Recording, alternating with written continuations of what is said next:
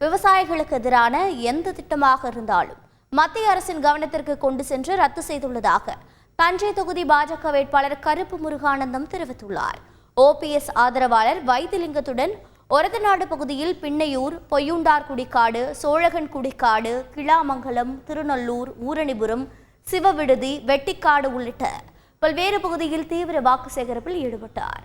அப்போது பேசிய கருப்பு முருகானந்தம், பிரதமர் மோடி ஏழை எளிய மக்களுக்கு பல திட்டங்களை கொடுக்கக்கூடிய ஆட்சியை நடத்தி கொண்டிருப்பதாக கூறினார்.